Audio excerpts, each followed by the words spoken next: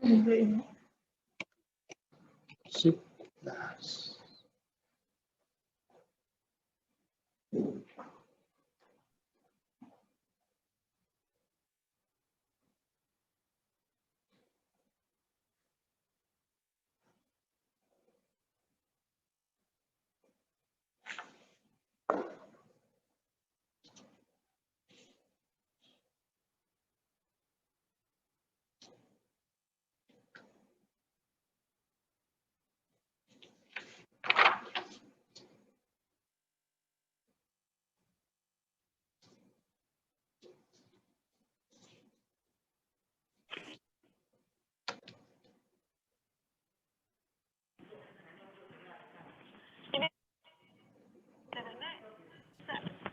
Ngomongnya.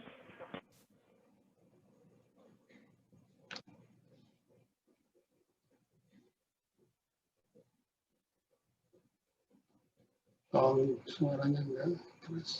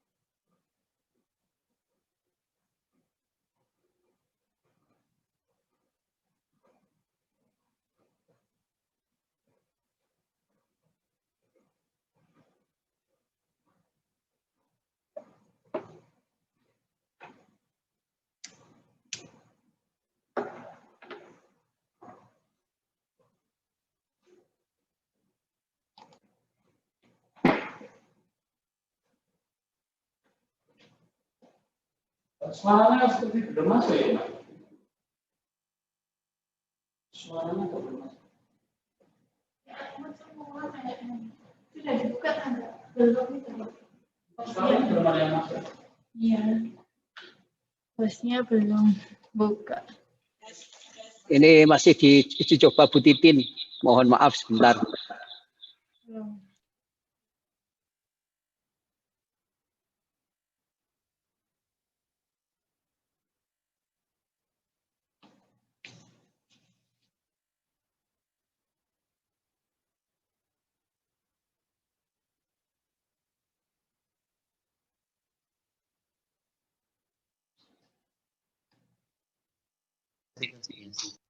Ya. Nah, itu bisa masuk. Sudah masuk. Ya? Tes. Tes.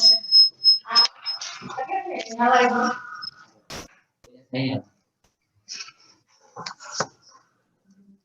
Ya Pak ya. Izin Bapak Ibu, kita mulai acara pada pagi hari ini. Siap Ibu, monggo. Assalamualaikum warahmatullahi wabarakatuh. Assalamualaikum warahmatullahi wabarakatuh. Selamat pagi dan salam sejahtera untuk kita semuanya.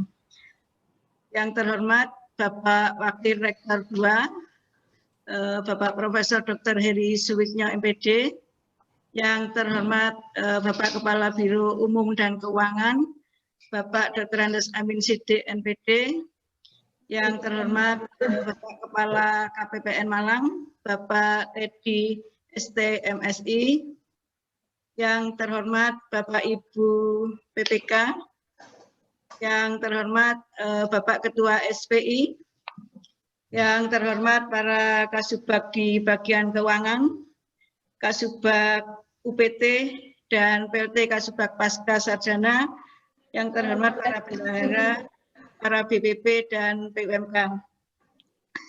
Puji syukur kita panjatkan kehadirat Allah Subhanahu wa Ta'ala atas limpahan taufik, rahmat, dan hidayahnya, sehingga pada pagi hari ini kita masih diberi nikmat sehat lahir dan batin. Amin. Salawat dan salam tetap kita curahkan kepada Nabi besar Muhammad Shallallahu Alaihi Wasallam. Bapak Ibu yang saya hormati, perlu saya informasikan bahwa susunan acara workshop evaluasi dan strategi percepatan penyerapan anggaran tahun 2020 sebagai berikut. Yang pertama, registrasi kehadiran. Tadi kita mulai pukul 8.45 sampai dengan pukul 9. Yang kedua pukul 9 sampai 9.30 nanti pembukaan. Yang pertama menyanyikan lagu Indonesia Raya. Yang kedua sambutan atau pengarahan dari Bapak WR2. Acara yang ketiga pukul 9.30 sampai pukul 10 penyampaian materi evaluasi penyerapan anggaran unit kerja sampai dengan 30 September tahun 2020 oleh Bapak Kepala Biro Umum dan Keuangan. Yang keempat pukul 10 sampai 10.30 penyampaian materi evaluasi dan strategi percepatan penyerapan anggaran tahun 2020 oleh Bapak Kepala KPPN Malang. Yang kelima jam 10.30 sampai 11 diskusi ataupun saring tanya jawab. Pukul 11 penutup. Izin Bapak Ibu perlu saya sampaikan terkait dengan panduan teknis dan tata cara Zoom. Yang pertama tadi perangkat insya Allah sudah connect semua, baik yang pakai komputer ataupun pakai ponsel ataupun pakai laptop. Yang kedua untuk menyamakan persepsi gunakan nama unit kerja dan jabatan terus nama. Jadi nanti biar sama itu untuk namanya di Zoom. Yang ketiga, video mohon dalam keadaan menyala. Yang keempat, 5 peserta dimohon untuk tidak mengaktifkan fitur mikrofon saat kegiatan berlangsung. Keenam, mengisi daftar absensi nanti bisa lihat di chat, itu sudah ada alamat untuk presensinya. Sebelum menginjak acara berikutnya, marilah kita berdoa menurut agama dan keyakinan kita masing-masing. Semoga dalam kegiatan ini kita diberi kelancaran, kemudahan sampai selesainya nanti. Berdoa dipersilakan.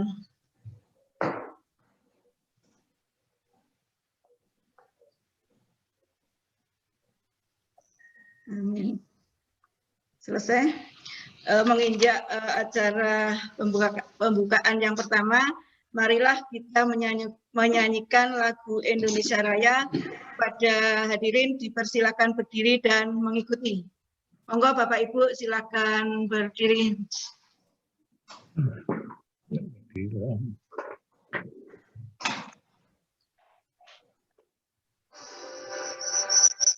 Indonesia tanah air, tanah tumpah darahku, di tanah kami berdiri, jadi pandu ibuku. Indonesia kebangsaanku, bangsa dan tanah airku. Marilah kita berseru, Indonesia bersatu. Hiduplah tanahku, hiduplah negeriku, bangsaku, rakyatku semuanya. Bangunlah jiwanya, bangunlah badannya untuk Indonesia Raya. Indonesia Raya, merdeka, merdeka, tanahku, negeriku yang ku cinta. Indonesia Raya, merdeka, merdeka, hiduplah Indonesia Raya. Merdeka, merdeka, tanahku, yang ku cinta. Merdeka, merdeka, hiduplah Indonesia Raya. Iso bareng orang anak diri jene. Silakan duduk kembali. Bengok bareng ya kok di jeding.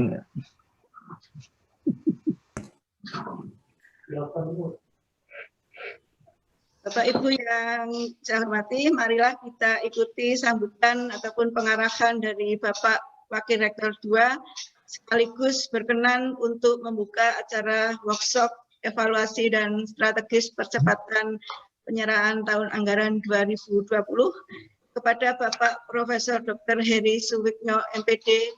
Silakan. Baik, terima kasih. Assalamualaikum warahmatullahi wabarakatuh. Waalaikumsalam. Selamat pagi dan salam sejahtera untuk kita semua.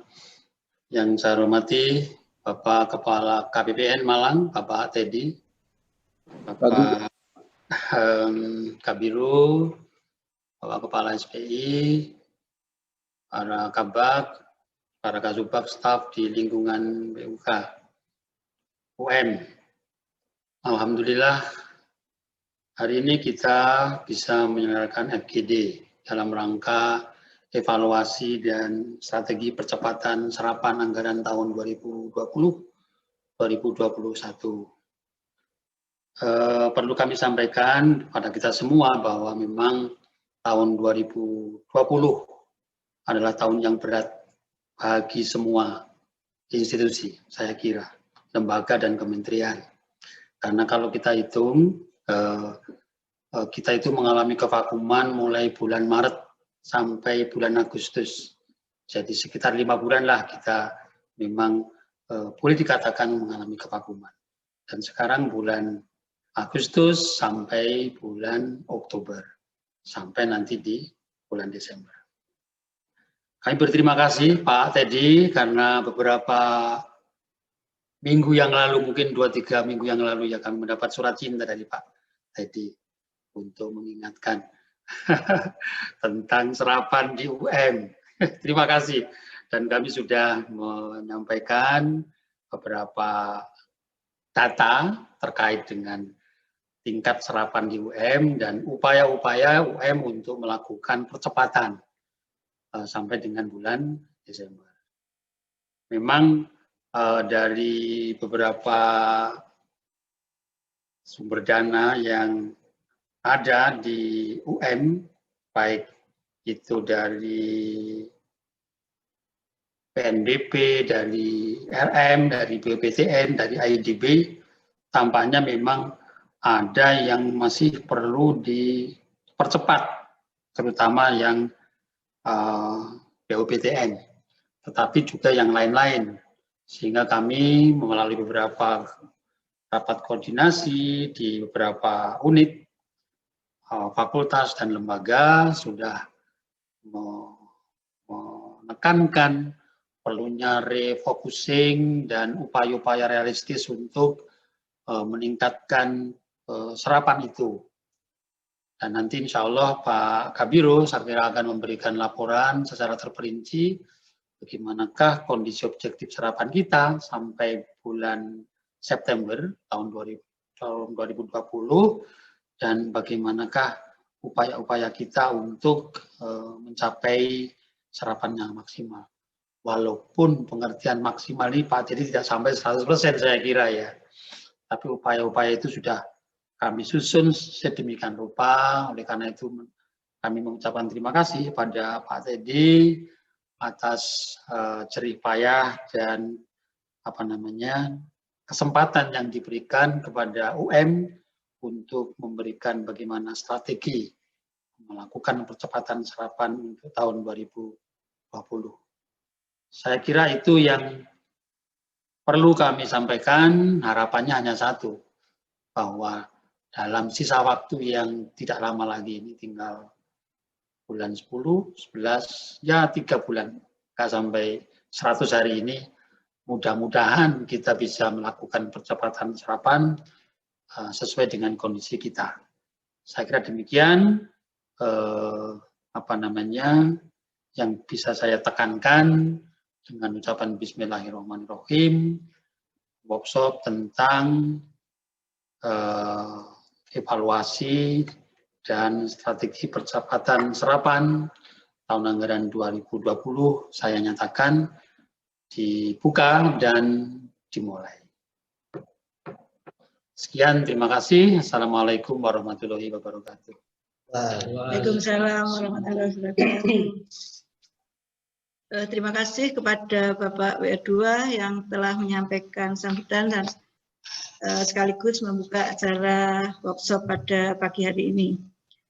Mudah-mudahan nanti dalam waktu yang tidak terlalu lama kita bantu di kerja bisa melakukan percepatan sebagaimana yang arahan dari beliaunya. Sebelum menginjak acara yang ketiga akan dilakukan foto bersama. Dimohon Bapak Ibu mengaktifkan video dan membuka masker. Ya, mohon kepada Bapak Ibu akan dilakukan foto bersama.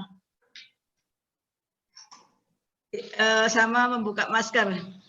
Kita hitung sampai hitungan ketiga. 1, 2, 3.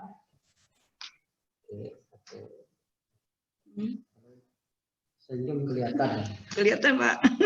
Kalau nggak pakai masker ada senyumnya ya. Ya, ada senyum. Masih ditunggu, masih dilakukan proses foto bersama. Sekali lagi.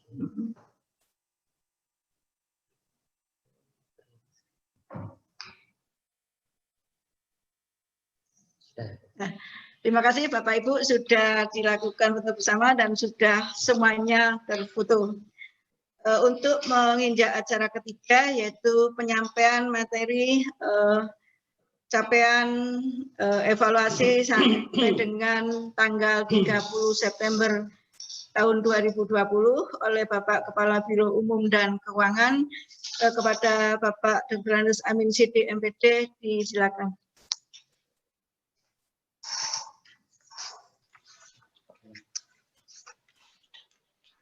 Tayangan. Sebelumnya kami tes suara, masuk Bapak Ibu. Masuk, alhamdulillah. Masuk, ya. Jelas, Pak. Masuk, ya. Masuk. Bismillahirrahmanirrahim. Assalamualaikum warahmatullahi wabarakatuh. Waalaikumsalam warahmatullahi wabarakatuh. Selamat pagi, salam sejahtera untuk kita sekalian.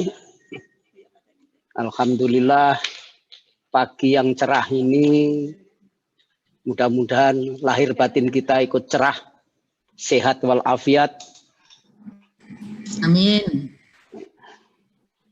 Pagi ini kita akan mengikuti kegiatan workshop evaluasi dan strategi percepatan serapan anggaran 2020. Yang saya hormati Bapak Wakil Rektor 2, Bapak Profesor Dr.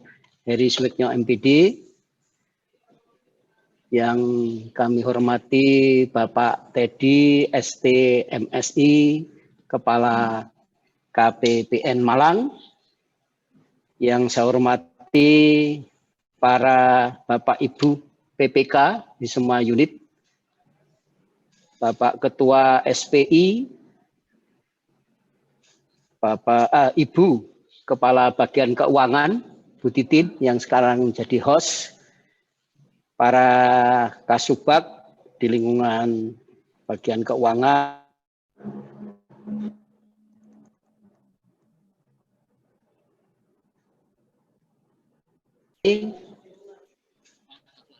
ya.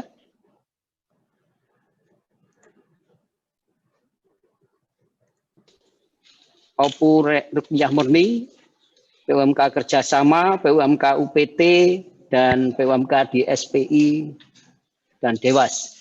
Semua yang berbahagia dan sangat kita tunggu kesiapan kegiatan kita pagi ini. Alhamdulillah pagi ini kita akan mulai kegiatan workshop dengan laporan singkat tentang data serapan kita pada sampai dengan akhir September 2020. Potret kita ini karena datanya cukup rinci, mungkin saya bisa Bapak Ibu lihat dan saya lihat beberapa saja, misalnya di VIP dengan pagu 996.526.400 ini serapan kita masih 34,77%. Ya. Ini saya ambil yang besar. Yang besar itu BUK ini. BUK bisa 57,45%.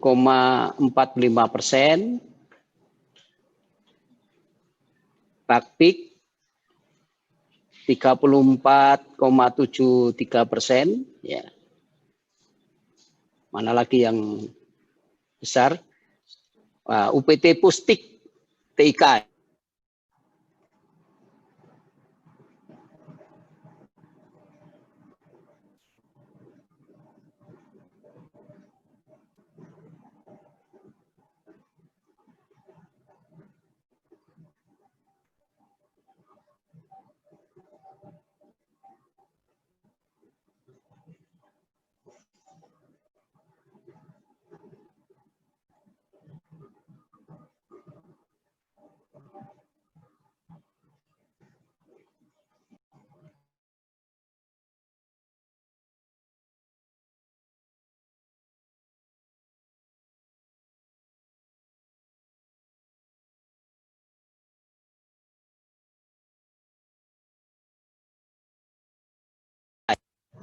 Sudah. Les, suara keluar? Ya. Rupiah murni. Serapan dana untuk rupiah murni, ya. Untuk VIP, ini VIP ini selalu posisi tertinggi tapi terendah. 18,36%. Saya ambil yang tengah. Bakpik 79,56%. Kemudian FE sama FS ini tinggi. 89 sama ini FS ya. FS 89,45%. FE 81,55%. Kemudian total serapan kita untuk rupiah murni 56,34%. Untuk dana BUPTN sampai dengan akhir September 2020 ya. Ini dari total 45.086.995.000 ya. Serapan kita 21.557.477.104. Ini serapan kita 47,81%. Jadi kalau dilihat peta dari DIPA kita, DIPA BLUM, di PNBP kita 449.224.682.000. Ini serapan kita 135.189.342.429. Jadi PNBP kita masih 30%. Rupiah murni alokasi 189.057.638.000, serapan 127.434.491.366, 67,41%. BUPTN 45.086.995.000, serapan 21.557.477.104, yaitu 47,81%. IDB 184-973-706-000, serapan 83-283-741-760, jadi 45%. Jadi kalau dibuat rata-rata ini dibagi kita dari 868 343 021 000, serapan kita 367 465 052 659. Jadi masih 42,32%. Nah, strategi yang kita pergunakan untuk menyikapi serapan tadi, kita melakukan identifikasi kegiatan yang tidak terlaksana. Setelah kita temukan identifikasinya, kita adakan realokasi dan optimalisasi penggunaan anggaran. Ya, dengan sisa waktu yang ada ini. Yang ketiga, kita memprioritaskan atau mengoptimalkan kegiatan-kegiatan yang bersumber dari BOPTN atau rupiah murni. Jadi yang BOPTN dan rupiah murni kita jadikan prioritas untuk dioptimalkan. Yang keempat, melakukan revisi, dan insya Allah ini terakhir, ini bulan ini kita revisi. Ya, sebentar lagi perencanaan akan memproses di Kanwil anggaran. Yang kelima, kita lakukan revolving GU dalam 1 bulan lebih dari 1 kali. Ya, ini untuk mempercepat serapan. Yang keenam, kita mengajukan TUP untuk kegiatan yang mendesak dan dilakukan dalam 1 bulan serta tidak masuk di pengajuan GU. Dan yang ketujuh, kita lakukan optimalisasi SPJLS. Ya, jadi SPJLS kita optimalkan, baik LS bendahara maupun yang dari pihak ketiga. Ini sekedar peraturan-peraturan yang banyak berhubungan dengan COVID.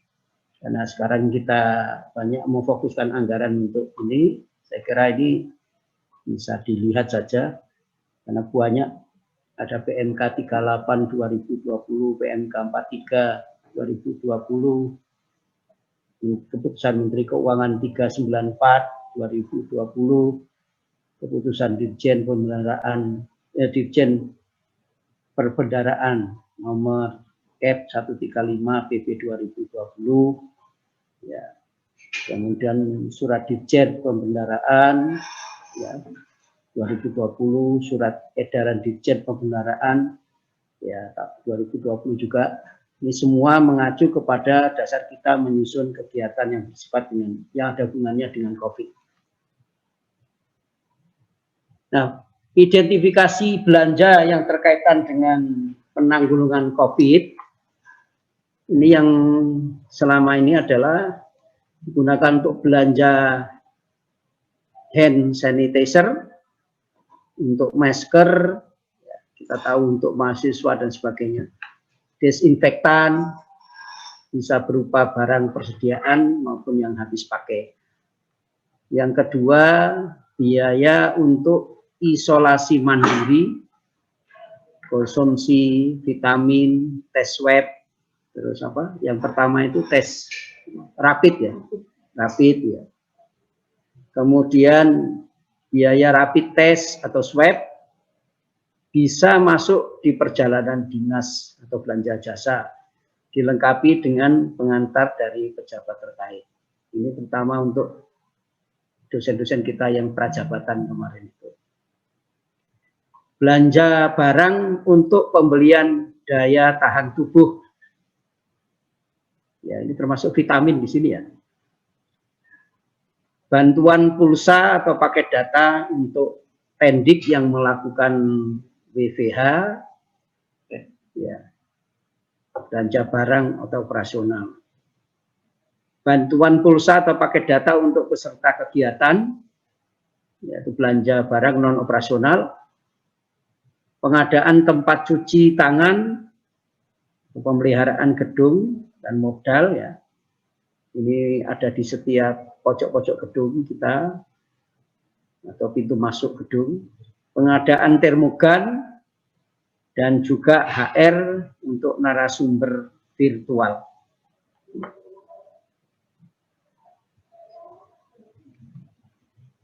Ya, saya kira ini yang bisa kita sampaikan.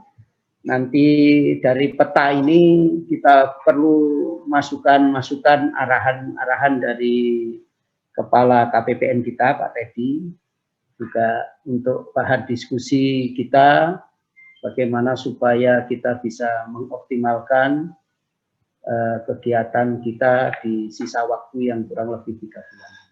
Dari saya sekian dulu. Wassalamualaikum warahmatullahi wabarakatuh. Waalaikumsalam warahmatullahi wabarakatuh.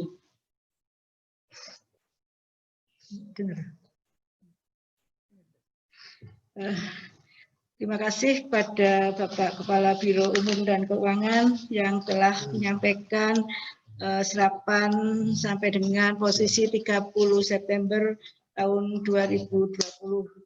Harapannya di triwulan 4 semua unit bisa akan lebih optimal dalam penyerapan anggaran.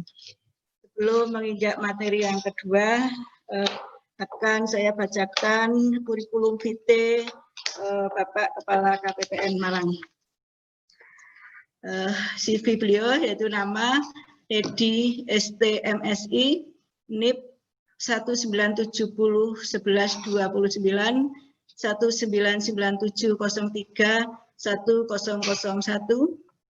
NPWP 07.291.047.4 strip 613.00, pangkat golongan pembina 4B, jabatan Kepala KPPN Malang, unit kerja Kanwil Dirjen Perbendaharaan Provinsi Jawa Timur, pendidikan S2 Magister Ilmu Ekonomi, telepon 0813 5684 6060, email teddymagat@gmail.com, teddy70@kemenku.go.id. Pengalaman mengajar beliau yang pertama, program percepatan akuntabilitas keuangan pemerintah, kelas manajerial mulai tahun 2010. Materi perencanaan penganggaran, pelaksanaan APBN, manajemen aset, bagan akun standar, standar biaya umum, ketentuan Perjadin. Yang B, program percepatan akuntabilitas keuangan pemerintah, kelas reguler mulai tahun 2010, materi perencanaan penganggaran, pelaksanaan APBN, manajemen aset, bagan akun standar, standar biaya umum, ketentuan Perjadin.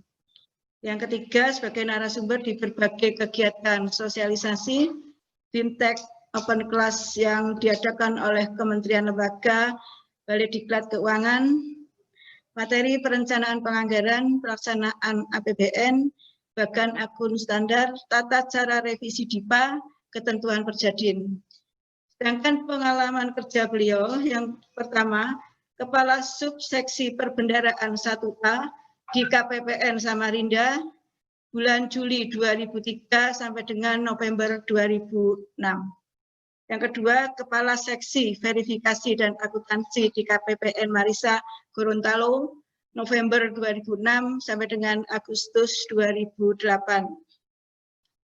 Kepala Subbag Keuangan Kanwil Dirjen Perbendaharaan Provinsi Jawa Timur mulai bulan Agustus 2008 sampai dengan Juli 2010.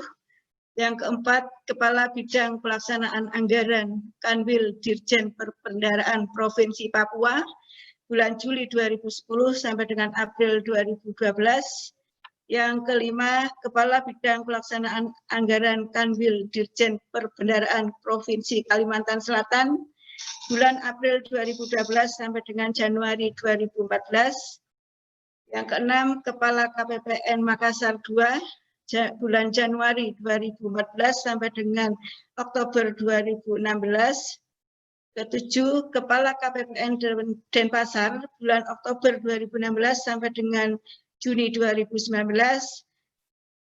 Kedelapan, Kepala KPPN Malang bulan Juni 2019 sampai dengan saat ini. Bapak Ibu yang saya hormati, itulah kurikulum vitae Bapak Kepala KPN Malang yang sangat kompetensi di bidangnya. Mungkin nanti dimohon Bapak Ibu PPK, BPP, dan BPP bisa sharing tentang berbagai hal karena pengalaman beliau sangat banyak.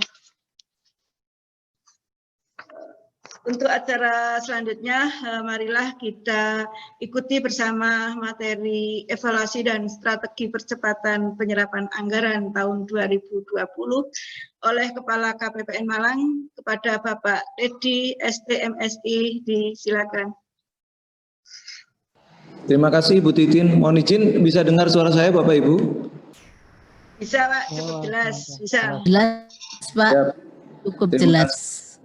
Baik, terima kasih Bu Titin selaku pemandu acara.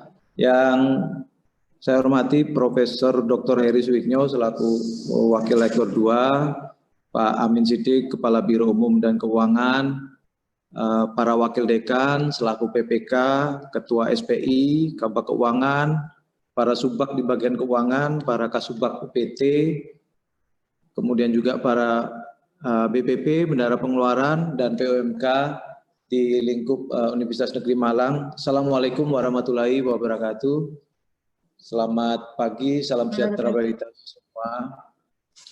Senang sekali pagi ini bisa bergabung dalam kegiatan FGD yang diselenggarakan oleh Universitas Negeri Malang. Tentu patut kita panjatkan puji syukur pada Tuhan Yang Maha Kuasa karena kita masih diberikan anugerah kesehatan ya, untuk bisa bertemu dalam kegiatan pagi hari ini setelah kurang lebih kita lama tidak bertemu dengan teman-teman Satker gini karena memang kondisi pandemik ini tidak menginginkan kita berinteraksi secara langsung gitu ya dan lebih sering dengan media online gitu. Kami secara pribadi selaku pimpinan KPN Malang juga mengucapkan apresiasi dan terima kasih yang setinggi-tingginya kepada jajaran Universitas Negeri Malang yang sudah menginisiasi dan memfasilitasi kegiatan pagi ini dengan mengumpulkan seluruh pejabat, khususnya pengelola keuangan, ya, pejabat perbendaharaan di lingkup Universitas Negeri Malang. Dan ini kami meyakini bahwa ada itikat dan awareness dari kita semua dalam upaya kita mendukung program pemulihan ekonomi nasional kita ya, PEN ya. Bapak Ibu sekalian, mungkin saya 30 menit aja ya, karena tadi saya dengarkan 10:30 sudah mulai masuk sesi tanya jawab itu. Tadi sudah dijelaskan panjang lebar juga oleh Pak Amin terkait dengan realisasi di lingkup Universitas Negeri Malang. Kita tahu Bapak Ibu saat ini kan kita sudah masuki pandemi COVID ini sudah cukup panjang gitu ya, perjalanan panjang yang penuh lika-likunya. Dan memang kondisi ini belum pernah terjadi di negara kita selama 100 tahun terakhir. Dan memang terus terang belum ada pakem yang pasti gitu bagaimana mengelolanya gitu ya. Jadi tapi kami yakin, kita semua yakin bahwasanya pemerintah melakukan kajian-kajian untuk mengelola ini, khususnya juga dalam menjaga memastikan pemulihan ekonomi kita tetap terjaga, kemudian kesehatan masyarakat juga terjaga, itu yang kita yakini bersama gitu ya. Walaupun di dalam perjalanannya tentunya ada banyak tantangan dan kendala yang dihadapi gitu. Tapi paling tidak dengan keinginan yang sama untuk kita bersama-sama mendukung program pemerintah sebagai bagian dari pemerintah. Nah, kita juga punya keinginan yang sama untuk pemulihan ekonomi ini tetap bisa kita kelola dengan baik dan juga sekaligus menjaga kesehatan masyarakat. Bapak Ibu, kita tahu pemerintah telah melakukan langkah darurat penanganan COVID melalui penerbitan Perpu nomor 1 ya, tahun 2020 dan juga sudah ditetapkan dalam Undang-Undang nomor 2 tahun 2020. Kebijakan keuangan negara dan kebijakan sektor keuangan dilakukan oleh pemerintah dalam mengelola ini, dan tentunya ini akan sangat mempengaruhi keberhasilan program pemulihan COVID-19 ini, bagaimana upaya pemerintah juga menangani dampak COVID terhadap kesehatan itu ya. Beberapa program akselerasi reformasi di berbagai sektor ini juga sudah dilakukan pemerintah ya. Walaupun kita tahu masih ada pro kontra, tapi saya yakin kita sebagai bagian dari pemerintah bisa mengelola ini bersama-sama gitu. Dan ini juga nantinya dipengaruhi juga oleh pertumbuhan ekonomi global dunia gitu ya. Bagaimana kita tahu juga kondisi ekonomi dunia termasuk mitra-mitra negara-negara mitra Indonesia juga mengalami penurunan gitu. Kemudian juga bagaimana kita mendukung program PEN supaya bisa berjalan dengan baik gitu ya. Apa yang sudah dicanangkan pemerintah melalui refocusing gitu ya, disediakan dana kurang lebih 695 triliun ya untuk pemerintah memulihkan keadaan ekonomi dan juga penanganan program kesehatan gitu. Nah, kita tahu Perpres juga sudah dilakukan perubahan berapa kali terkait dengan postur APBN dan terakhir dengan ditetapkannya Perpres 72 2020 di mana juga pendapatan, belanja dan defisit APBN mengalami perubahan gitu ya. Dan ini juga tentunya berdampak kepada kita Bapak Ibu juga yang mengelola anggaran kementerian lembaga gitu. Karenanya kami sangat berharap apa yang sudah kita lakukan bersama dalam mencanangkan penanganan pemulihan ekonomi ini melalui tusi kita masing-masing bisa dikelola dengan baik. Itu yang bisa kami gambarkan di kondisi awal ini. Kemudian tadi saya ingin melihat sedikit progres dari kondisi serapan di lingkup wilayah kerja KPN Malang, karena kami terus terang hanya bisa melihat data di wilayah kerja kami. Secara nasional memang penyerapan di akhir September kurang lebih adalah sekitar 62% secara nasional gitu ya untuk penyerapan belanja KL. Nah, untuk di Malang memang di wilayah kerja kami dengan alokasi 8,9 triliun ini hanya mencapai 61,07 gitu ya untuk penyerapan kita dari seluruh lokasi belanja baik itu pegawai, barang, modal, bansos dan dana transfer ke daerah yang dikelola oleh KPPN Malang. Nah, untuk Universitas Negeri Malang per 30 September berdasarkan data yang ada di kami gitu ya di Omspan, alokasi belanja pegawai, barang, modal, kalau tadi Pak Sidik tadi kan menjelaskan hampir semua sumber dana yang ada di UM gitu ya, namun kami hanya menyampaikan data PNBP dan RM saja gitu, karena memang ini yang tertera di dalam yang dialokasikan, direalisasikan pengesahannya melalui KPN Malang. Alokasi UM ini kalau di tahun 2020 755 miliar ya, dan memang posisi 30 September sudah terrealisir 39,09 atau kurang lebih 295 miliar gitu. Nah, kemudian kalau kita bandingkan di triwulan 3 2019 dan triwulan 3 2020 memang agak turun jauh gitu ya.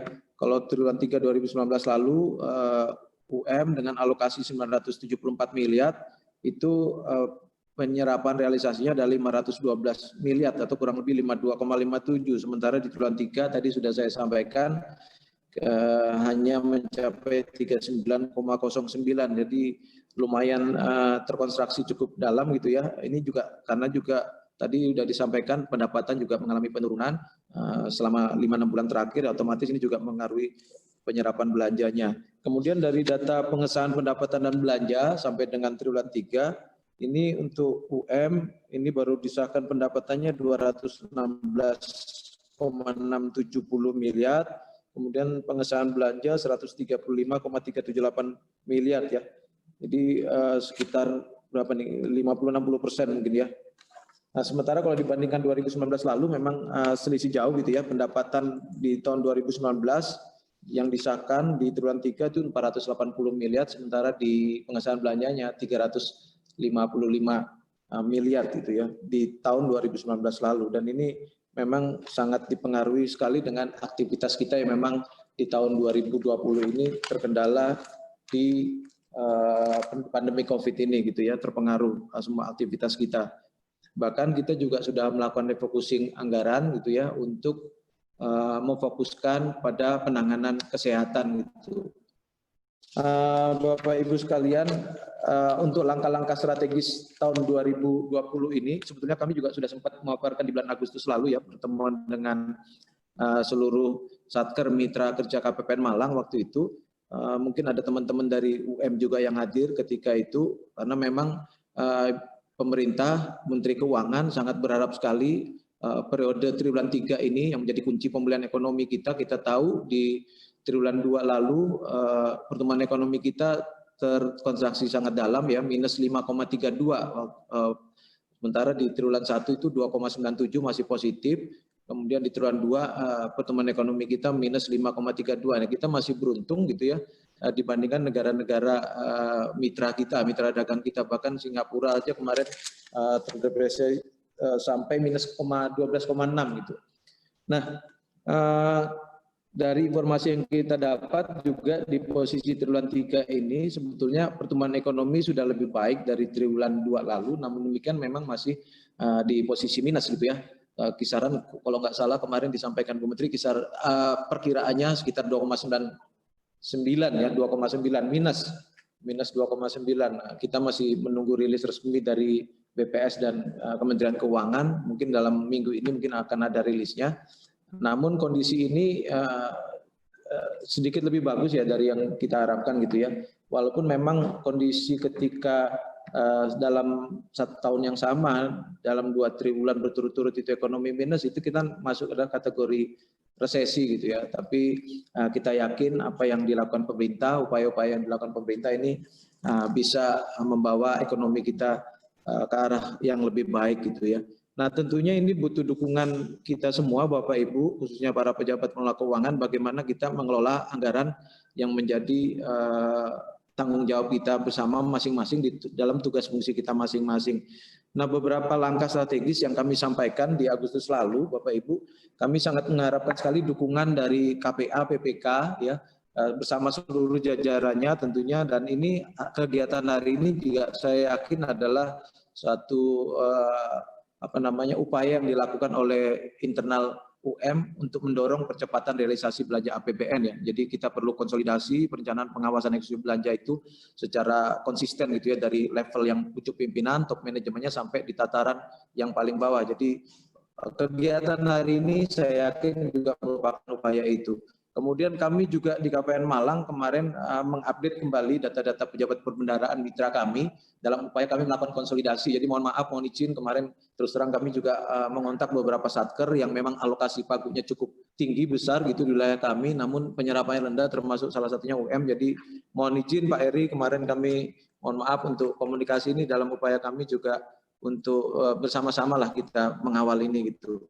Nah, jadi kita telah lakukan updating data KPA, PPK, PPSPM gitu ya, bendahara pengeluaran, bendahara PPABP gitu ya, gaji, dalam upaya kita untuk konsolidasi, memudahkan ketika ada hal-hal yang kendala di internal Satker itu bisa terinformasi ke kami. Monggo silakan disampaikan kendala-kendala yang dihadapi. Nah, ada teman-teman kami yang in charge di masing-masing grup tersebut, sehingga diharapkan bisa memperlancar percepatan akselerasi belanja yang Bapak Ibu kelola juga.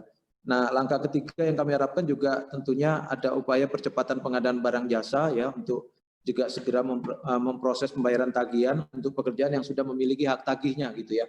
Jadi tadi juga sudah disampaikan kemarin dalam surat Pak Eri kepada KPN Malang juga, salah satu kendala adalah bahwasanya proses pengadaan barang jasa itu dikelola oleh pusat kalau nggak salah tadi ya.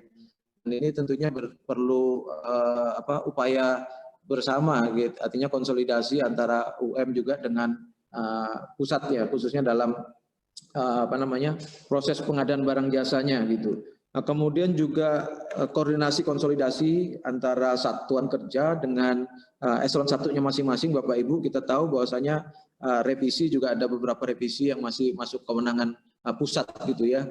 Dan khusus untuk teman-teman di lingkup Dikti ini kan kemarin ada perubahan bagian anggaran ya di tahun ini, sehingga kemarin rekonsiliasi termasuk juga penyesuaian saldo awal ya.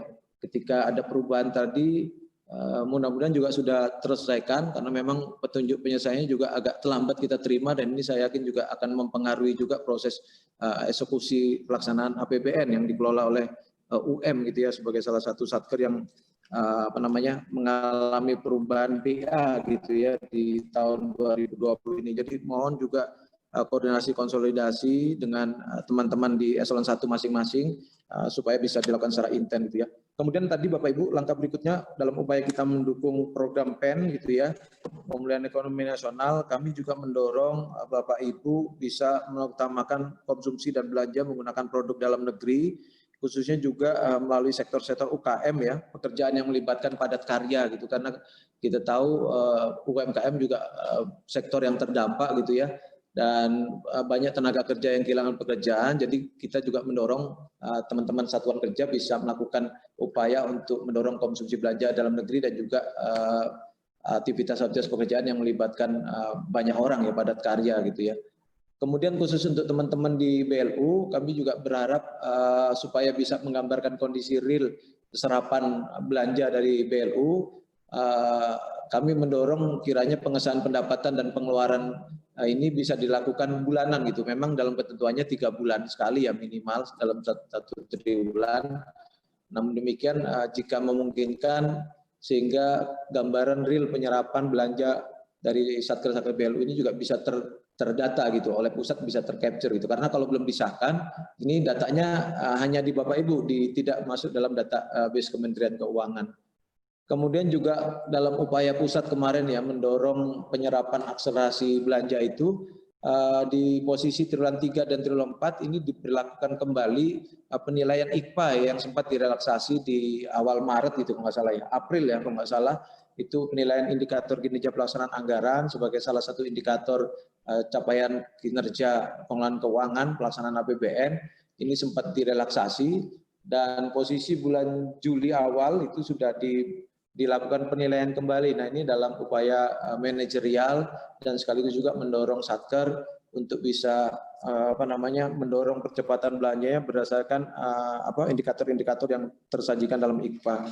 Kemudian juga kami juga berharap dilakukan revisi akun ya untuk penanganan pandemi COVID, karena ini juga di awal Maret April memang waktu itu tidak diarahkan untuk melakukan revisi untuk akun COVID, namun demikian di perjalanannya ini berdasarkan rekomendasi dari BPK dalam upaya manajerial menyajikan data seberapa sih besarnya alokasi anggaran yang digunakan untuk kegiatan penanganan COVID ini bisa tergambarkan, sehingga diharapkan semua Satker juga bisa melakukan revisi akunnya, baik yang belum sampai akhir tahun maupun yang sudah terrealisir gitu. Nah khusus untuk teman-teman yang BLU ya, kalaupun ada pengesahan belanja yang memang digunakan untuk penanganan COVID ya silakan dilakukan revisi penyesuaian sesuai ketentuan yang berlaku, baik itu revisi akunnya di Kanwil maupun juga revisi SP3 BLU-nya yang di KPPN gitu.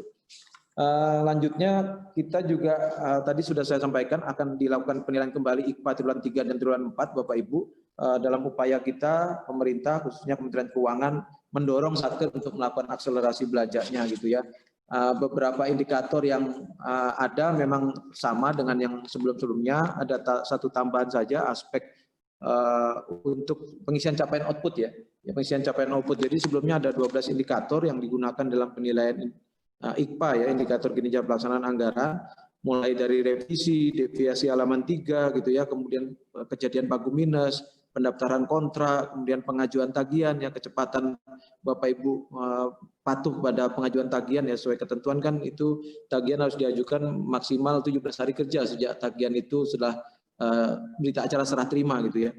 Kemudian juga bagaimana pengelolaan uang persediaan dilakukan tepat waktu 30 hari kerja, kemudian juga pengembalian SPM ketika ada SPM yang salah proses itu juga akan menjadi indikator penilaian ya.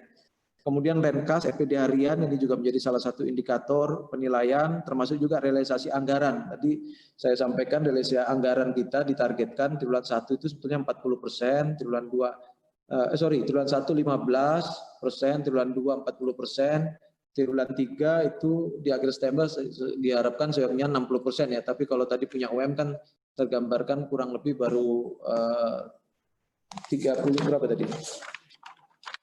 39 ya, 39 ini yang tercatat di Omspan kami gitu ya untuk data RM dan BPBLU-nya gitu.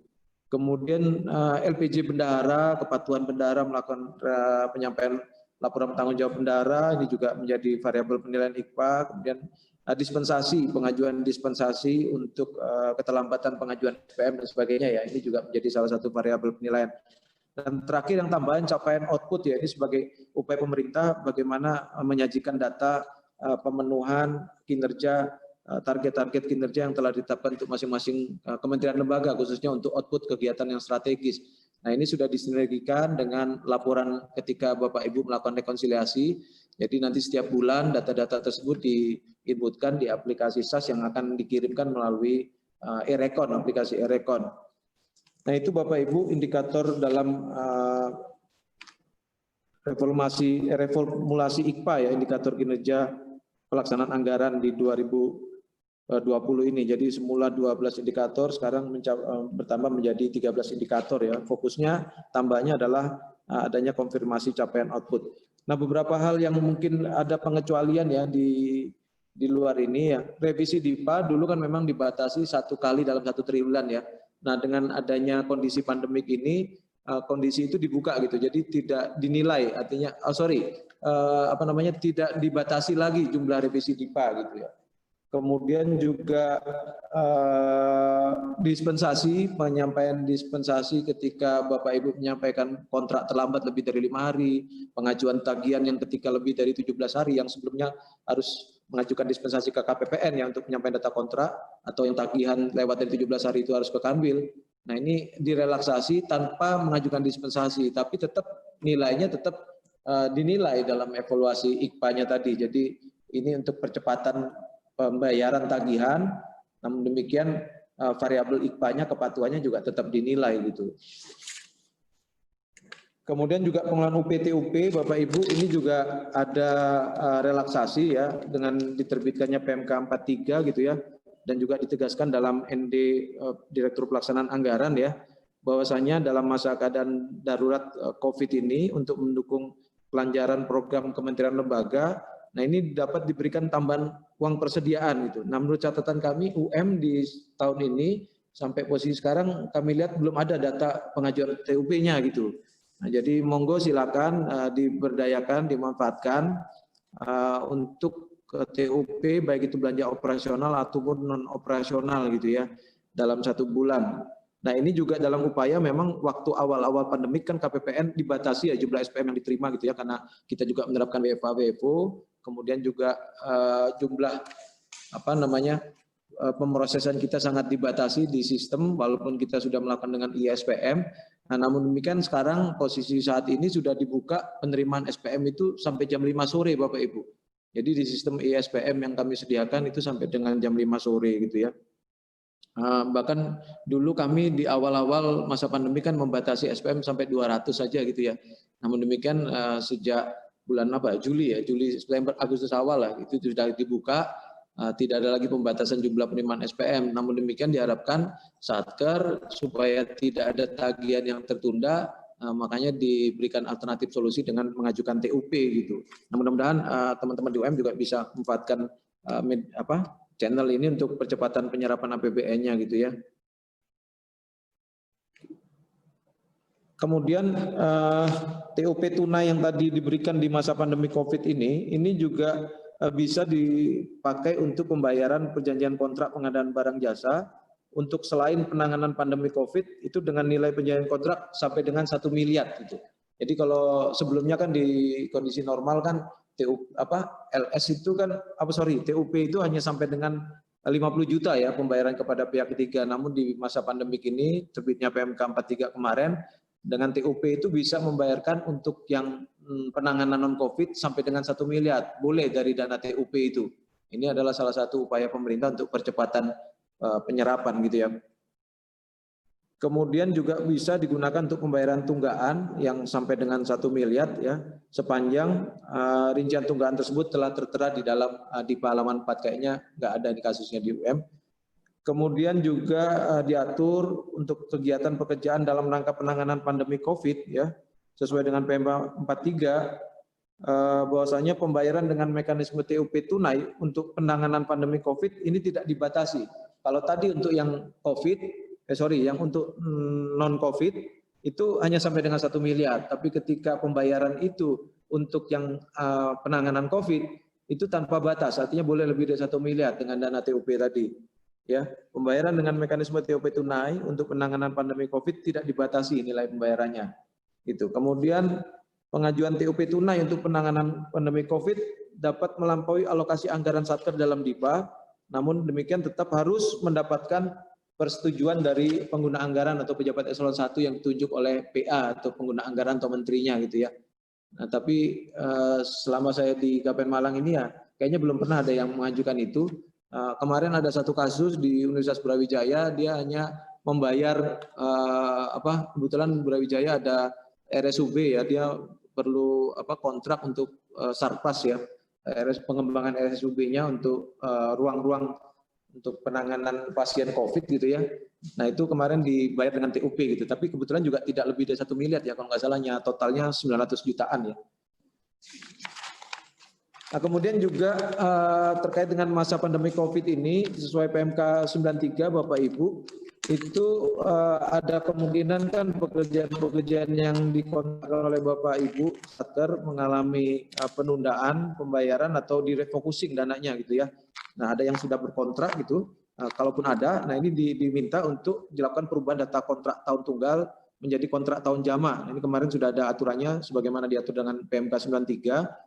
Jadi kontrak kegiatan yang dapat dilakukan perubahan dari kontrak tahun tunggal menjadi kontrak tahun jamak ini dengan dengan ketentuan kontraknya sudah ditandatangani tapi belum dilaksanakan, atau yang kedua kontrak sudah dilaksanakan dan sudah ada pembayaran tapi belum diselesaikan, atau ketiga kegiatan kelola yang belum dilaksanakan. Nah ini bisa dirubah menjadi kontrak tahun tunggal menjadi kontrak tahun jamak gitu ya. Kemudian untuk kontrak tahun tunggal menjadi tahun jamak ini juga diatur untuk kontrak yang telah diselesaikan 100% dengan BAST, ya berita acara serah terima sudah dibuat, tetapi belum dibayar 100%.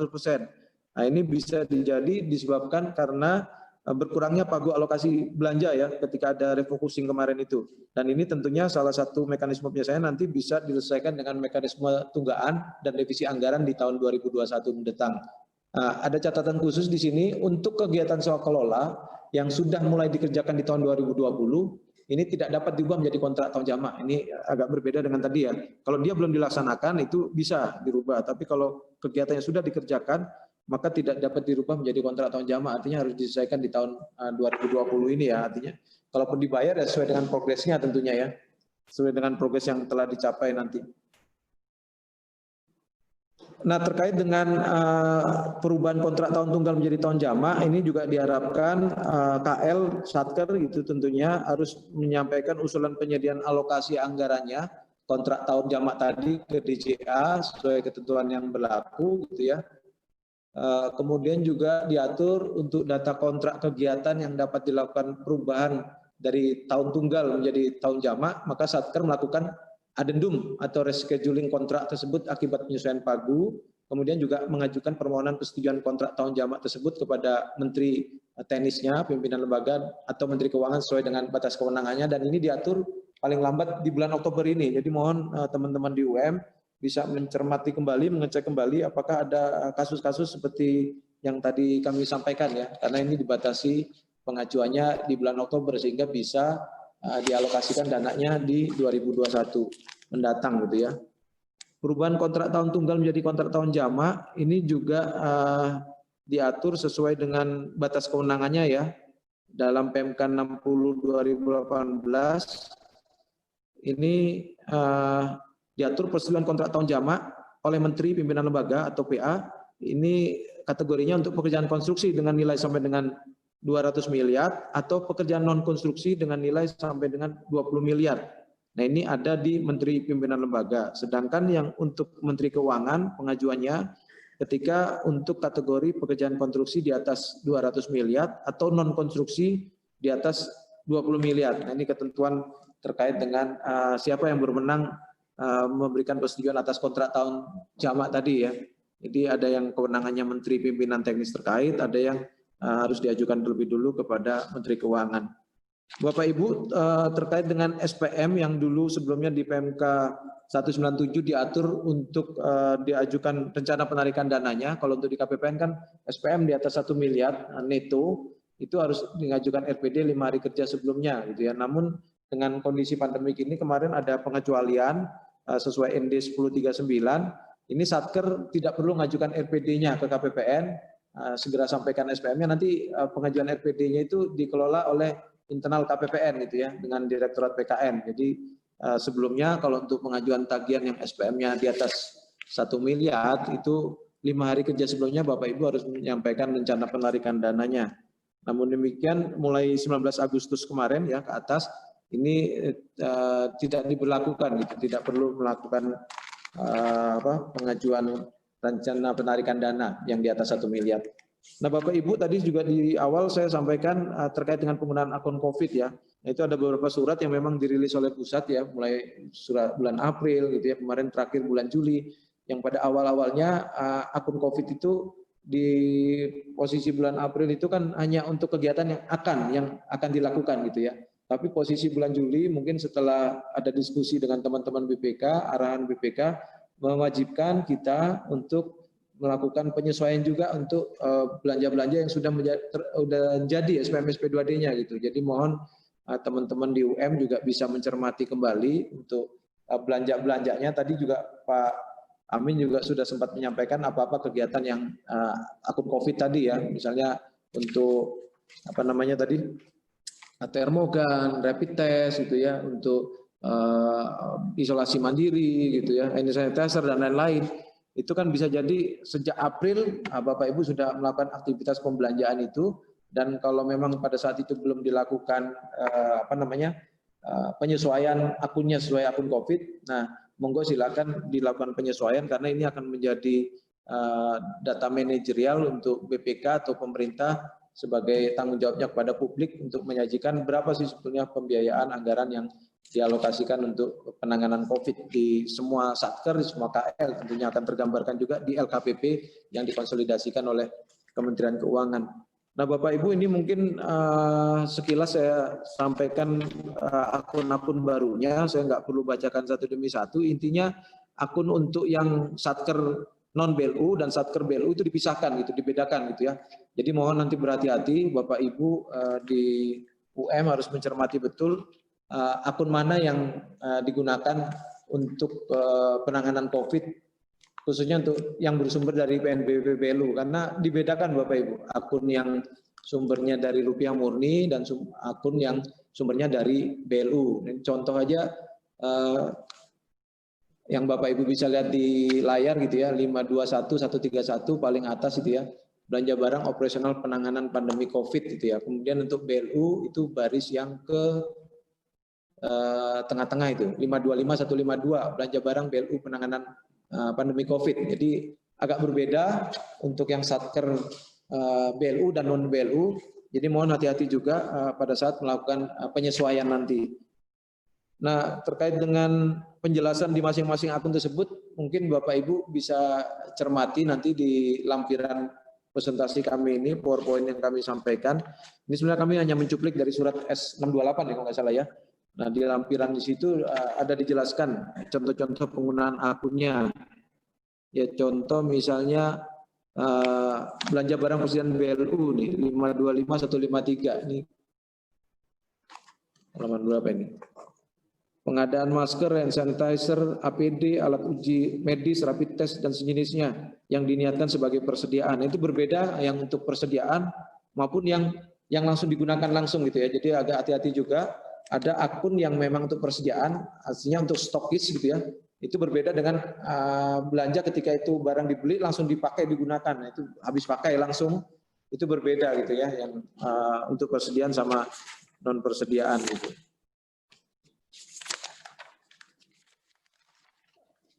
Ini agak lumayan banyak sebenarnya paparan terkait dengan yang akun-akun ini tadi, nanti Bapak Ibu bisa cermati saja. Ya jelas intinya bahwasannya kebijakan implementasi akun COVID ini adalah dalam upaya pemerintah untuk memudahkan perencanaan, koordinasi pelaksanaan dan monef kinerja penanganan pandemi COVID. Nah, sehingga ini bisa tersajikan sebagai informasi dampak penanganan pandemi COVID dalam laporan keuangan Kementerian Lembaga, laporan keuangan BUN, Bendahara Umum Negara, serta LKPP 2020 nantinya. Jadi mohon Bapak Ibu nanti kalau memang belum dilakukan revisi bisa dilakukan penyesuaian gitu ya. Yang poin 4 ini bagi Satker BLU yang sudah mengalokasikan dana dan atau telah merealisasikannya dan telah terbit SP2D-nya ketika tidak menggunakan akun COVID ini, maka harus dilakukan revisi anggaran DIPA, PUK, dan atau ralat dokumen pengesahan pendapatan dan belanja BLU. Jadi DIPA-nya juga disesuaikan, entah itu revisi DIPA, entah itu revisi PUK ke Kanwil nanti ya. Kalau revisi PUK kan penyamaan data ya ke Kanwil. Tapi kalau revisi DIPA tetap ke Kanwil, PUK menjadi kewenangan KPA, tapi pada akhirnya juga ada penyamaan data ya, data ADK atas perubahan itu tadi tetap dikirimkan ke Kanwil untuk dilakukan updating. Kalau tidak dilakukan updating nanti akan berdampak pada saat rekor bulanan itu akan terpantau ada akun-akun yang tidak tersedia dananya atau bisa jadi baku minus gitu. Nah mungkin itu Bapak Ibu yang bisa kami sampaikan. Tadi ada Pak Amin juga singgung terkait dengan akun untuk paket data itu ya, pembiayaan paket data. Tadi KMK berapa itu juga sudah dirilis. Monggo silakan dipedomani dalam pelaksanaannya gitu ya. Informasi kemarin dari DJA tidak ada juknis lagi yang mengatur secara khusus karena itu sudah dianggap sudah cukup untuk menjadi pedoman bagi Satker untuk melakukan eksekusinya gitu ya. Untuk pembayaran paket data ya, paket data baik itu untuk mahasiswa maupun juga PNS-nya gitu ya, anggota TNI Polri. Nah ini biaya paket data dan komunikasi tahun anggaran 2020 ya, KMK nomor 394 ya. Ini bulan Agustus kemarin kalau nggak salah ya. Nah ini sudah mengatur secara jelas berapa alokasi yang diberikan untuk pejabat-pejabat terkait sesuai dengan strukturnya. Ini maksimalnya ya 400.000 dan 200.000 itu tadi. Kepada mahasiswa itu juga diatur ya, kegiatan belajar mengajar secara daring, online, dan masyarakat yang terlibat kegiatan secara daring. Ini dapat diberikan biaya paket data sesuai kebutuhan paling tinggi sebesar 150.000 per orang per bulan gitu. Nah ini bisa dipedomani langsung karena tidak ada juknis lagi. Tapi mudah-mudahan teman-teman Satker juga sudah mendapat informasi ini dari masing-masing kementerian teknisnya gitu ya. Mungkin itu Bapak Ibu sekalian paparan kami kayaknya pas 30 menit. Mudah-mudahan 30 menit ke depan kita bisa berdiskusi untuk memperdalam apa yang kita sampaikan baik Pak Amin maupun kami sampaikan pagi hari ini. Demikian kurang lebihnya, mohon maaf kami kembalikan kepada pemandu acara Bu Titin. Wassalamualaikum warahmatullahi wabarakatuh. Waalaikumsalam warahmatullahi wabarakatuh. Terima kasih pada Bapak Dedi yang telah menyampaikan materinya. Untuk acara kelima kita buka untuk tanya jawab ataupun diskusi ataupun sharing. Mohon pada Bapak Ibu yang akan ditanyakan bisa saya buka untuk yang ini. Pertama mungkin ada 3 penanya dulu untuk yang akan ditanyakan langsung. Monggo Bapak Ibu yang akan ditanyakan.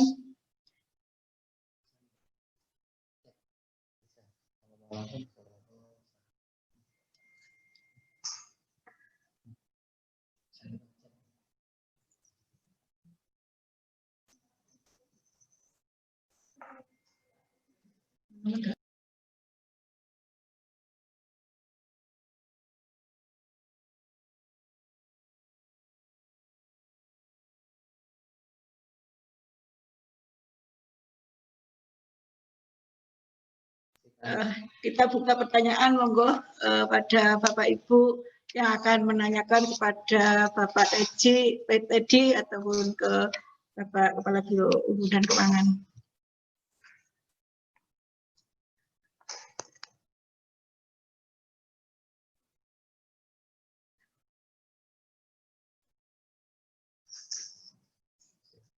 Monggo Bapak Ibu PPK, mungkin Ketua SPI ada yang ditanyakan.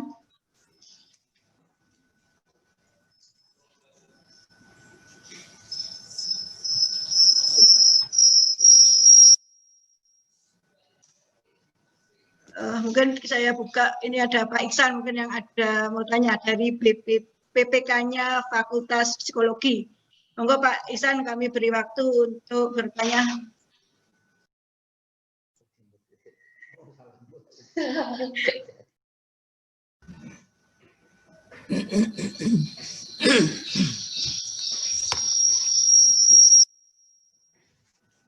Terima kasih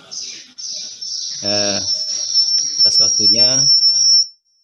Kebetulan di tempat kami memang masih tadi prosentase dari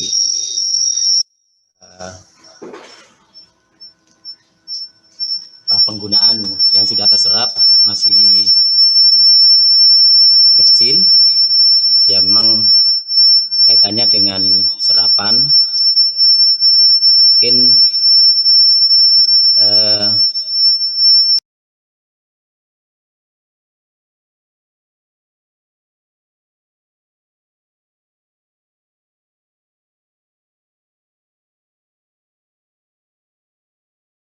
Mohon izin suaranya hilang Bapak.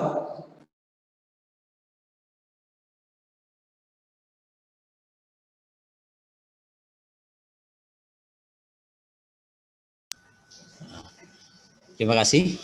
Kami ulang. Memang strategi yang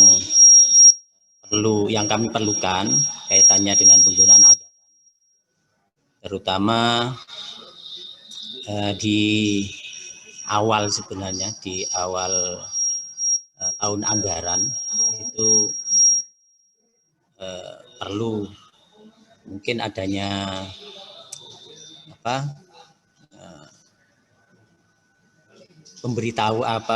penjelasan kaitannya dengan strategi yang perlu kami lakukan di dalam menghadapi kondisi yang akan datang, khususnya saat ini karena terkait dengan COVID-19. Ya maka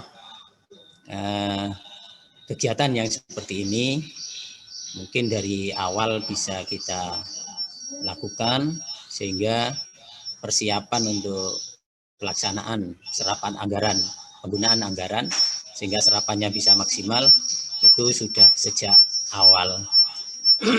Mungkin itu yang salah satu yang perlu kami sampaikan terkait dengan hal ini. Untuk penjelasan yang lain mungkin insya Allah sudah jelas. Mudah-mudahan untuk yang sisa anggaran yang akan datang bisa kami manfaatkan. Mungkin itu hanya usul saja. Terima kasih untuk sementara apa yang bisa kami sampaikan. Terima kasih kepada Pak Iksan selaku PPK Fakultas Pendidikan Psikologi. Dan ada lagi, saya buka lagi 2 pertanyaan lagi untuk tahap 1. Monggo Bapak Ibu yang lainnya. Mohon izin Bu Titin. Ya, monggo Bu Untari, ini dari PPK Fakultas Ilmu Sosiologi, PD2-nya FIS. Monggo Ibu. Oke, terima kasih. Assalamualaikum warahmatullahi wabarakatuh. Yang saya hormati Bapak Teddy, Pak WR2, Fakultas Fakultas Ilmu Sosial Bapak. Oke. Tadi ini yang pertanyaan saya ketika ada PPT-nya Pak Kabiro terkait dengan bantuan tendik yang work from home dan bantuan pulsa data bagi peserta kegiatan. Ini kemarin kami juga sudah berdialog dengan SPI terkait dengan bantuan pulsa atau paket data bagi peserta kegiatan. Nah kami ini kebetulan mungkin satu-satunya fakultas yang kegiatan bela negara yang selama ini dilakukan di lapangan itu yang kami tidak hapus karena memang nampaknya ini dianggap penting untuk disampaikan. Nah karena selama ini anggarannya itu adalah kontribusi karena dilakukan oleh pihak luar, maka saat ini kami merencanakan untuk melaksanakan secara daring atau kita sampaikan seperti seminar dalam jaringan itu. Pertanyaan saya kalau pemberian bantuan pulsa ini apakah yang tadi berdasarkan peraturan perundang-undangan tadi yang dilakukan oleh UM, ataukah fakultas dengan dengan kondisi saat ini bisa menggunakan akun COVID ini untuk memberikan bantuan kepada peserta, dalam hal ini maba, kurang lebih 700 mahasiswa yang mengikuti kegiatan bela negara secara daring. Kemudian untuk ini juga pertanyaan dari teman-teman Tendik bahwa memang saat ini semuanya kerja dalam kantor, tetapi beberapa personil kami ini memang boleh dikatakan ini dipekerjakan di luar jam kantor dan di rumah, seperti tim-tim pemeringkatan, PD Dikti dan sebagainya. Dapatkah para tendik-tendik yang diberikan tugas-tugas khusus yang harus dikerjakan di luar jam kantor dan di rumah ini juga boleh mendapatkan pulsa atau paket data? Ini yang bisa saya tanyakan terlebih dahulu. Terima kasih. Assalamualaikum warahmatullahi wabarakatuh. Terima kasih Bu Untari. Mungkin kita tambah pertanyaan satu lagi. Monggo pada Bapak Ibu yang lain. Oke, mohon izin Bu Titin. Oke, Pak Agung selaku Ketua SPI, monggo kita beri waktu untuk duluan, Pak. Oke, terima kasih. Assalamualaikum warahmatullahi wabarakatuh. Waalaikumsalam warahmatullahi wabarakatuh. Yang saya hormati Pak Teddy, Pak Amin sebagai Kabiro, Bu Titin sebagai host. Saya tertarik dengan tadi penjelasan Pak Teddy karena sebenarnya 2 minggu yang lalu hampir bersamaan dengan surat KPPN ke UM itu SPI juga mengadakan acara untuk mengevaluasi serapan di lembaga kita.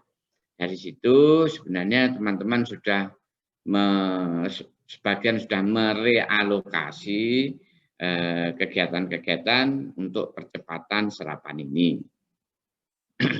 Nah, yang ini yang saya tanyakan ke Pak Teddy secara khusus yang tadi Pak Teddy, penjelasan Pak Teddy tadi, yang kontrak pekerjaan fisik yang besar yang semula single use menjadi multi use tadi, ya itu karena kelihatannya di UM ini kemarin dari identifikasi, ya, identifikasi kegiatan itu ada beberapa proyek yang akhirnya memang ya wah ini kelihatannya tidak nutut ini ya, karena memang dari sisi pekerjaan cukup nilainya cukup material ya dan waktunya sangat mepet. Kebetulan itu kok dananya dana kita sendiri, dana PNBP gitu ya, dana PNBP, sehingga semua tahun ini belum dieksekusi itu ya bisa kita tunda.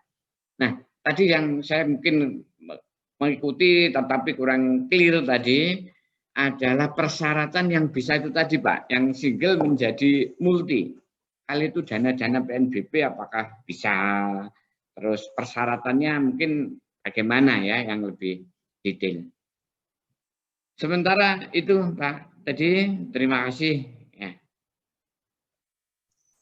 Terima kasih Pak Agung. Mungkin ini saya tutup dulu untuk 3 pertanyaan, bisa langsung dijawab. Jadi dari yang pertanyaan 1 dan 2 mungkin di Pak Kepala Biro Umum dan Keuangan. Nanti pertanyaan yang ketiga itu Kepala KPPN Malang. Monggo untuk Pak Biro Umum Keuangan atas pertanyaan dari PPK Psikologi dan PPK FIS. Yang pertama tadi terkait dengan akun-akun COVID, kok mungkin ada pemberitahuan di awal tahun anggaran. Terus yang dari PPK FIS terkait dengan bantuan paket data. Kok bunyi ya?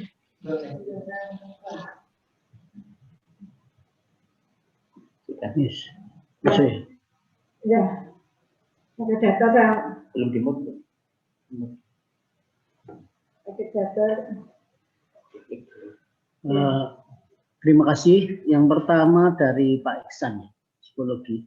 Mohon maaf tadi saya di sini tidak keluar suaranya. Tentang sosialisasi terkait akun-akun COVID, maksudnya kan di dulu kan sudah ada edaran Pak Redua. Iya. Karena kita tahunya kan bulan April ini. Sudah ada edaran dari Pak Redua. Iya. Karena kondisinya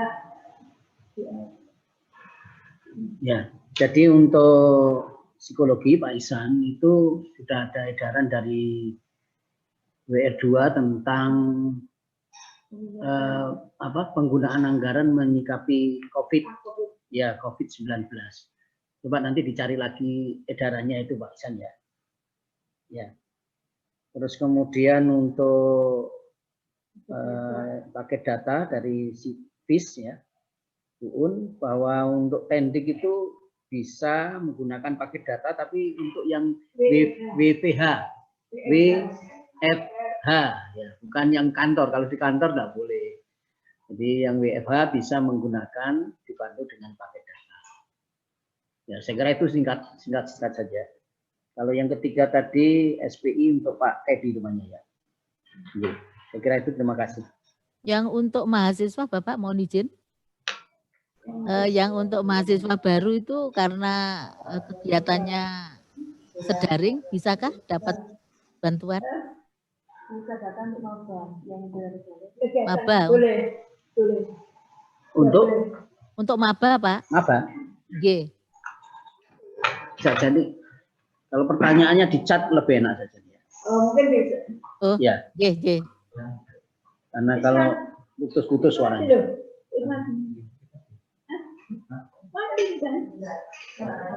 Boleh. Tidak masuk. Tapi kok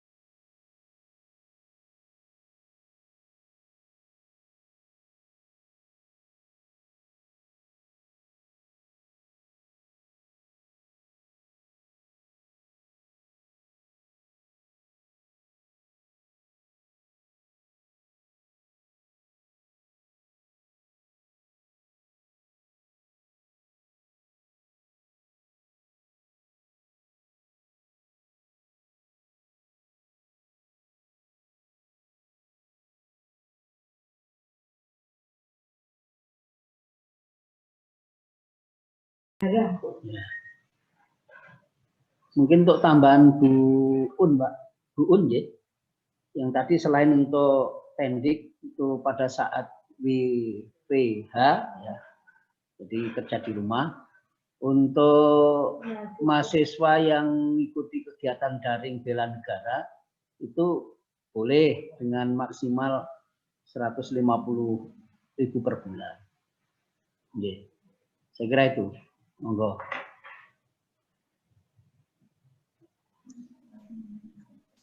Terima kasih Pak Amin yang sudah tadi menjawab dari pertanyaan Pak Iksan dan Bu Untari. Jadi tadi yang Pak Iksan sudah jelas, ada edaran dari Pak Redua.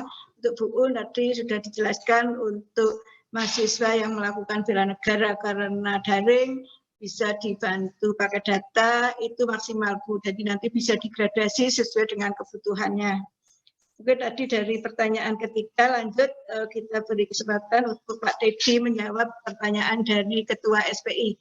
Pada Pak Teddy dipersilakan. Terima kasih Bu Titin. Terkait dengan kontrak single use menjadi multi use, ini memang di PMK 60 sama PMK 93 itu memang diaturnya untuk rupiah murni Bapak mohon izin. Jadi mohon maaf kalau saya tadi di awal nggak menegaskan itu. Kemarin memang ada pertanyaan satker dari BLU juga, UIN ya kalau nggak salah ya, yang menanyakan hal yang sama. Nah, monggo Bapak Ibu kalau berkenan bisa mengajukan surat secara resmi untuk mempertanyakan itu, nanti kita akan teruskan ke di PPK BLU paling tidak ya. Karena memang yang PMK 60 dan PMK 93 ini mengatur untuk satker yang punya kegiatan bersumber dari rupiah murni ya, untuk belanja modal untuk proyek-proyek yang kiranya akan diperpanjang ke tahun berikutnya. Jadi kami juga sempat menanyakan secara lisan tapi belum ada jawaban. Tapi mohon berkenan kiranya dapat diajukan secara tertulis sehingga bisa kami teruskan ke pusat juga gitu ya. Sambil kami menunggu jawaban teman-teman UIN juga yang sudah kita teruskan ke pusat, karena mereka nanyanya lisan, kami kemarin menanyakannya lewat HDJPB Bu, lewat HDJPB dan sampai saat ini belum ada jawaban.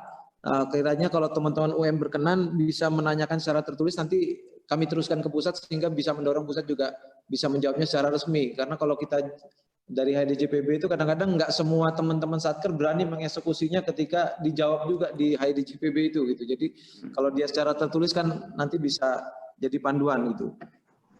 Itu Pak Agung ya terkait dengan untuk yang perubahan single use menjadi multi use untuk yang bersumber dari PNBP BLU-nya. Kemudian untuk sedikit menegaskan tadi yang kaitannya pertanyaan Ibu Tari dan dari Fakultas Psikologi tadi ya. Sebetulnya terkait dengan akun-akun COVID tadi udah ada juga di paparan saya, nanti akan kami share di kolom chat, nanti silakan dibaca-baca. Kemudian untuk biaya pulsa ya untuk mahasiswa, sebetulnya itu juga dari posisi bulan April itu sebenarnya sudah ditegaskan boleh dibayar, tapi memang KMK 394 ini kan memang baru dirilis bulan Agustus ya, yang kami teruskan ke teman-teman satker juga, itu memang diizinkan untuk pembayaran untuk itu. Nah, kalau kami di internal kami Kementerian Keuangan, itu ada lagi penegasan dari Kementerian Keuangan di internal kami itu bagaimana mekanismenya, bagaimana pertanggungjawabannya untuk itu, gitu terkait dengan KMK 394. Nah, mungkin tidak ada salahnya coba dikomunikasikan di internal KL teknis yang bersangkutan, apakah cukup dengan itu ataukah diatur tersendiri oleh pimpinan BLU gitu. Kalau kami di Kementerian Keuangan memang ada penegasan lagi yang mengatur, contoh misalnya kami yang WFA itu kan bisa kita bayar Bu ya untuk pertanggungjawaban itu. Contoh di kami yang kami terima kemarin, kalau dia dalam 1 bulan itu 2 kali mengikuti aktivitas daring ya dari rumah WFA, itu bisa dibayarkan maksimal 50.000. Kemudian kalau dia 3 sampai 5 kali dalam 1 bulan itu bisa dibayarkan 100.000 gitu kan. Kemudian kalau yang 6 kali ke atas dalam 1 bulan itu bisa dibayarkan maksimal 200.000 gitu. Itu untuk pegawai ya. Tapi kalau untuk mahasiswa kayaknya tadi kalau mahasiswa kan lebih fokus di teman-teman yang satker yang pendidikan ya. Nah itu memang dibatasi maksimalnya 150.000. Artinya dari kewajarannya silakan nanti kalau mau ada penetapan alokasi waktunya dan sebagainya. Tapi intinya yang dibatasi adalah pagu maksimalnya 150.000. Mungkin itu Bu Titin kami tambahkan sedikit. Terima kasih Pak Edi. Mohon izin Bu Titin. Ya Pak, monggo silakan. Pak Teddy, terima kasih informasinya untuk yang single use menjadi multi use tadi ya, khusus untuk RM. Oh ya, oke. Terus yang kedua tadi, mungkin yang sering ditanyakan ke SPI juga seperti ini Pak Teddy terkait dengan pulsa. Kan memang mahasiswa dapat jatah ya, UM sudah. Nah ini yang ditanyakan itu kalau ada kegiatan lain, ya misalnya itu tadi bela negara, itu aktivitas lain di luar perkuliahan. Apakah ya fakultas boleh memberikan lagi khusus untuk aktivitas itu tadi di luar paket data perkuliahan yang memang sebelum awal-awal COVID dulu UM sudah mengadakan dan sekarang dibantu lagi oleh kementerian. Itu mungkin penegasannya. Terima kasih.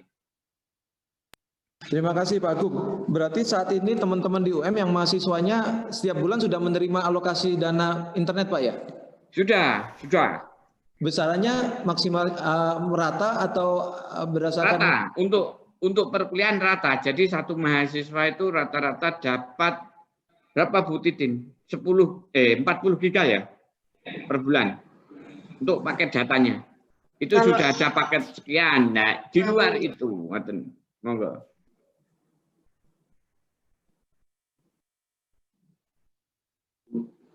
Monggo Bu Titin, informasinya apakah sudah dibayarkan maksimal ya ataukah masih di bawah 150 tadi ya? Yang sudah diterima fix tiap bulan untuk mahasiswa? Kalau yang untuk bantuan paket data mahasiswa dalam rangka kuliah dulu, perkuliahan itu yang April sampai Mei dulu dibantu untuk April 20 GB, untuk Mei 10 GB. Tapi untuk bulan September sampai dengan Desember, kemarin ada surat dari Kemendikbud, nantinya ada bantuan paket data untuk mahasiswa dan dosen. Tapi untuk saat ini saya kurang tahu apa sudah tersampaikan ke mahasiswa dari kementerian atau belum. Di luar itu ada kegiatan terkait dengan di luar yang untuk perkuliahan, Pak Dedi. Jadi ada kegiatan-kegiatan lain, ya. Ya. Terima kasih Bu Titin. Jadi memang di KMK 394 tadi itu kan diatur maksimalnya hanya menyebut rupiah ya. Dia tidak menyebut kuota sekian-sekian gitu ya. Maksimal Rp150.000 gitu. Dan per bulan di situ bunyinya. Nah, mungkin memang harus ada penegasan lagi di internalnya kementerian gitu. Kalau saya memahaminya terus terang 150.000 itulah yang bisa diberikan ke mahasiswa dalam 1 bulan gitu ya. Artinya apapun kegiatan mereka, baik itu perkuliahan atau non perkuliahan, ya 150.000 itu per bulan yang bisa dibayarkan dari alokasi DIPA-nya gitu ya. Nah, tadi saya sampaikan juga di internal kami Kemenku juga ada pengaturan tersendiri Bu menyikapi yang KMK 394 tadi. Di internal kami dari Sekjen Kementerian Keuangan yang menegaskan itu. Tapi karena kami tidak menyangkut perkuliahan kan fokusnya hanya kepada pegawai gitu ya. Jadi pengaturannya itu tadi bahwasanya kalau dia mengikuti kegiatan itu dalam 1 bulan secara online tidak menggunakan paket data kantor gitu, artinya ketika dia WFH itu bisa diberikan maksimal kalau 2 kali dalam sebulan maksimal 50.000. Kemudian 3 sampai 5 kali itu maksimal 100.000. Kalau di atas 5 kali atau 6 kali lebih dalam 1 bulan dia melakukan aktivitas daringnya pada saat WFH itu bisa dibayarkan maksimal 200.000 gitu. Untuk pejabat eselon 3 ke bawah. Pejabat eselon 3 ke bawah karena ada jenjang strukturalnya juga itu. Eselon 1 dan 2 beda dengan angka itu tadi ya. Ini yang saya sampaikan kondisi untuk eselon 3 ke bawah gitu. Itu tadi yang saya sampaikan angka-angkanya kurang lebih seperti itu. Dan di situ juga ada penegasan diberikan secara efisien, terus tergantung juga ketersediaan dana dalam DIPA, kemudian juga agar diperhitungkan kewajarannya gitu. Nah itu di internal kami. Nah tadi Ibu Titin juga menyampaikan ada peraturan pengaturan dari Kemendikbud juga terkait hal tersebut. Monggo dicermati kembali di pengaturan itu khususnya untuk mahasiswa ya. Apakah seperti itu gitu? Apakah sampai ke sana gitu? Nah karena kalau KMK-nya itu kan bunyinya dia hanya 150.000 per bulan yang diberikan kepada mahasiswa gitu. Mungkin itu Bu Titin tambahnya Pak Agung juga ya terkait dengan pemberian tadi itu. Kalau saya mencermatinya itu ya 150.000 per bulan maksimal Pak. Gitu. Jadi masuk yang perkuliahan sama non perkuliahan gitu. Itu yang bisa diberikan ke mahasiswa. Artinya kalau yang dari kegiatan perkuliahannya tadi misalnya baru 100.000, berarti kan masih ada spare 50.000 yang bisa diberikan untuk mahasiswa ketika dia ada di luar kegiatan perkuliahannya, di luar yang tambahan-tambahan, kegiatan tambahan tadi. Artinya kalau Bapak memberikan totalnya itu lebih dari 150.000, ya bisa jadi itu kan nabrak ketentuan KMK tadi Pak. Gitu Pak Amin, Pak Agung, mohon izin. Saya kembalikan ke Bu Titin. Terima kasih Pak Dedi. Untuk lebih detailnya nanti kita lihat lagi yang aturan dari Kemendikbud terkait untuk bantuan paket data untuk mahasiswa dan dosen. Bagaimana nanti kita menyikapi apa itu sudah lebih atau masih kurang dari KMK tersebut. Terima kasih Bapak Dedi dan juga Pak Agung serta Bapak Ibu yang lain. Mungkin ini masih ada waktu, bisa kita buka lagi untuk pertanyaan berikutnya, 3 lagi. Monggo.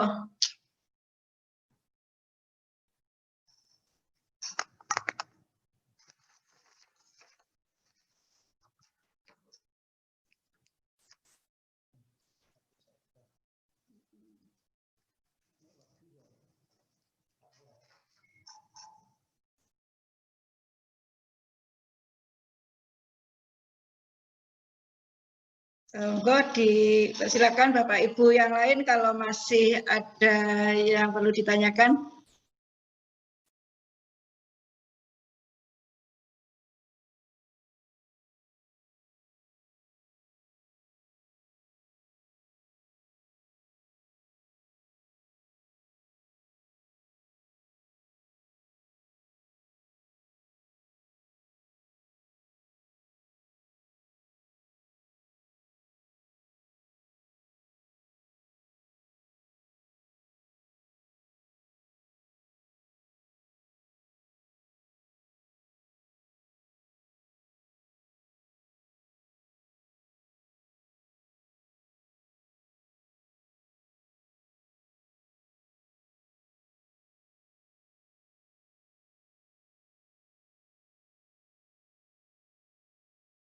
Mungkin kalau ada yang bertanya lewat chat juga dipersilakan selain pertanyaan langsung. 20.000 ya.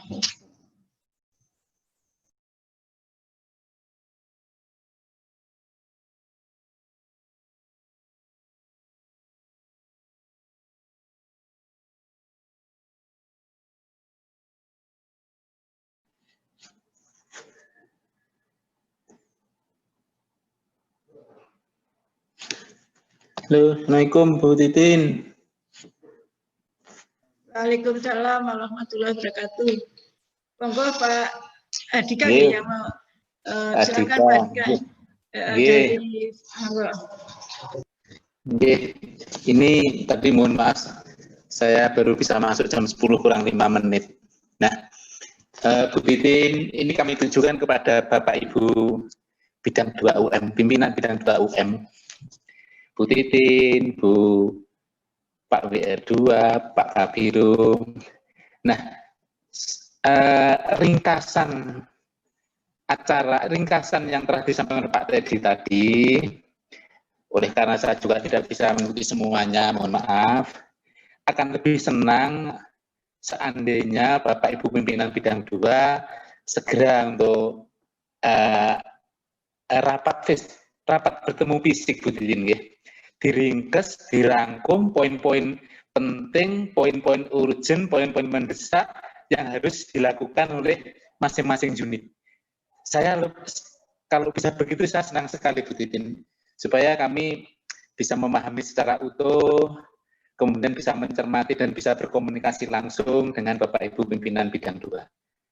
Saya kira gitu aja, Bu Titin. Mungkin ini subjektif, Bu Titin, ya, subjektif terkait dengan kemampuan saya, tapi memang ada baiknya saripati poin-poin penting dari Pak Teddy tadi itu segera kita bahas bersama secara face to face, bertemu secara fisik.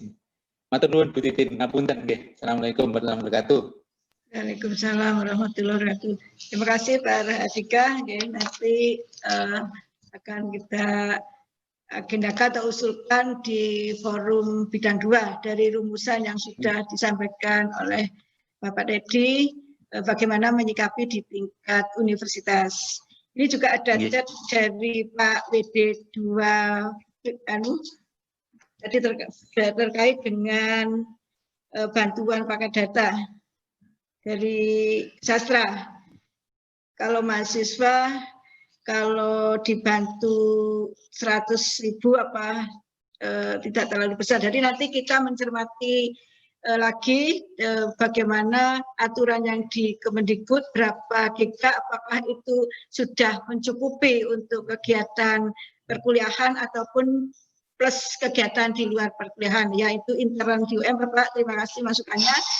Mungkin nanti bisa diagendakan saat rakor bidang 2. Mungkin Bapak Ibu yang lain masih ada, saya beri waktu lagi mungkin 5 menit.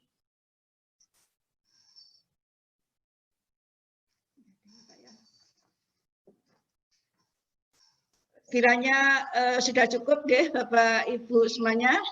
Nanti kalau ada yang kurang mungkin bisa by telepon ataupun by WA di lain kesempatan.